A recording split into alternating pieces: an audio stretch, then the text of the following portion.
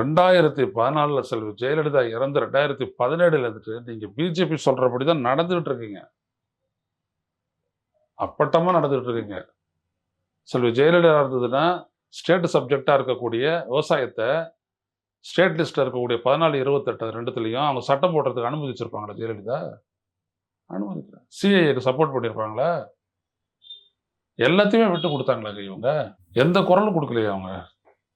கேட்டா அவங்களோட இணக்கப்பாட்டோட இருந்து சாதிச்சோம். என்ன சாதிச்சீங்க? நாங்கெல்லாம் கேட்டோமே. என்ன சாதிச்சீங்க? ஒண்ணும் கிடையாது. இவ்வளவுதான். நீங்க நினைக்கிற மாதிரி இந்த அதிமுக ஜெயிச்சு வந்துச்சுன்னா தமிழ்நாட்டுக்காக குரல் இப்ப நான் சொல்றேன். இன்னைக்கு நிலையில வந்துட்டு இவங்க இருந்திருந்தாங்கன்னா மும்மொழி கொள்கை வந்துட்டு இருக்கும். பிஎம் ஸ்ரீ ஸ்கூல்ல வந்துட்டு ஹிந்தி வந்திருக்கும். எல்லா இடத்துக்கும் ஹிந்தி மயம் ஆயிருக்கும். அதனால நம்ம ஒன்றும் படிக்க போறது இல்லையே அப்படி சொல்லிட்டு இவர் இருப்பார். நம்ம ஸ்கூல்ல அது மட்டும் தான் அப்படி சொல்லிட்டு விட்டுருவாரு இவரு. இவ்வளவுதான். பூசி முழுகுவாங்க உங்களோட தான். உரிமைக்காக நீங்க நிற்கக்கூடிய ஒரு தலைமையே கிடையாது எடப்பாடி தலைமை. எடப்பாடியும் கிடையாது, தினகரனும் கிடையாது, ஓபிஎஸும் கிடையாது, யாரும் கிடையாது.